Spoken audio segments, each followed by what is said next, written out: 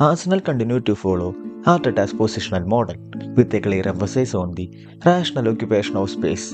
It's mostly a fluid midfield 3 with a single pivot, while the advanced midfielders try to equip half space regions.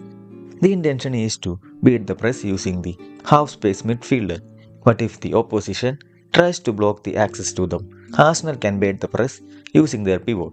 The pivot is actually a reference point around whom Arsenal can build the play. Here, the left midfielder is checking on the half space player, and thus the centre back distract him by playing the pivot. With a single pass to the pivot, the centre midfielder is drawn out of position and the advanced midfielder is free. As the ball is forced back, the opposition is trying their best to stay compact, as the far side winger is tucking inside to mark the midfielder.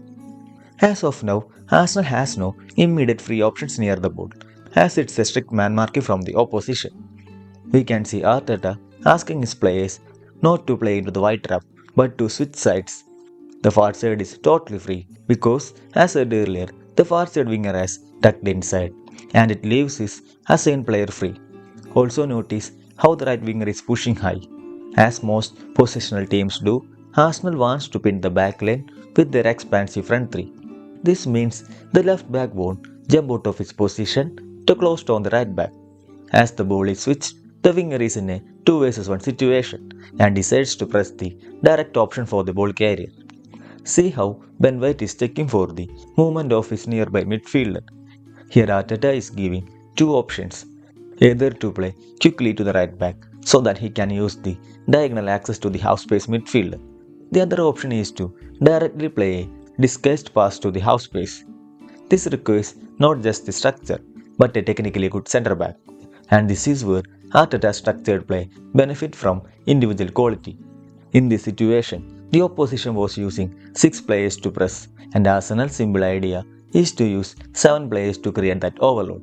But ultimately, it's the individual player who has to find that extra man. As the first wave of press is bypassed, the opposition reacts by pushing a centre back. Now see where the left winger is positioned. He is in staying wide to be that free option, but it seems there is a clear instruction to move inside and run at the back lane to push them deep. Arsenal has got a disrupted opposition structure, and now the individual should use his quality to resist the pressure and find a free man. So far they have done 3 switches of play, and now again the ball carrier is going for a final switch as the dribbling winger has lot of space to initiate a take-on attempt. From here, it's just the general final third attacking play where the winger can either dribble to beat his marker or use his teammate. But the major takeaway is the player positioning. Here it's the actual striker drifting wide to act like an overlapping right back, while the left winger has tucked inside to replace the striker. Arsenal is simply using a classic positional attack where the winger is provided with an overlapper with a central forward as the potential target, while the cutback zone is attacked by a number 8. It's simple football without complications, yet effective. When it comes to the final third, the idea remains the same. Arteta wants rational occupation of space in the classic positional structure. The intention is to have multiple options in between the lines. But there's a problem. With players in dangerous areas, Arsenal is successful in pinning the opposition deep. Now they have to penetrate. As always, there are 2 ways to enter the penalty area. Here they opted to use central encroachment. The player positioning is almost perfect as 2 center midfielders are pinning 3 defenders, while the winger attacks the space created by stretching the backline. The structured attack has already disrupted the opposition, and Arteta's positional game is giving yet another diagonal option for the ball carrier. As Saka is more dangerous running into the penalty area, he was close, and the pivot plays the other option. Arsenal usually gets things wrong here. Once they try to enter the penalty area using the central regions, they lack tight space players like Woods or Cherky to create that final magic.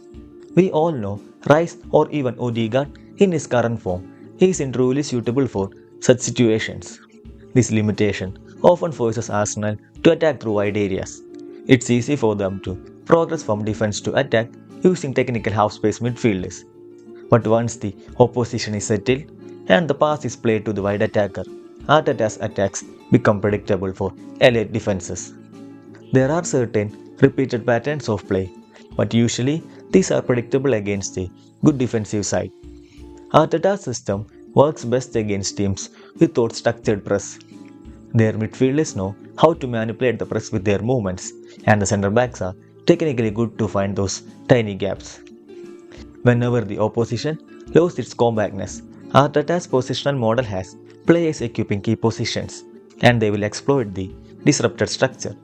But if the opposition is using a compact low block, their attacks might not work, and I think they need a tight space magician to solve those situations.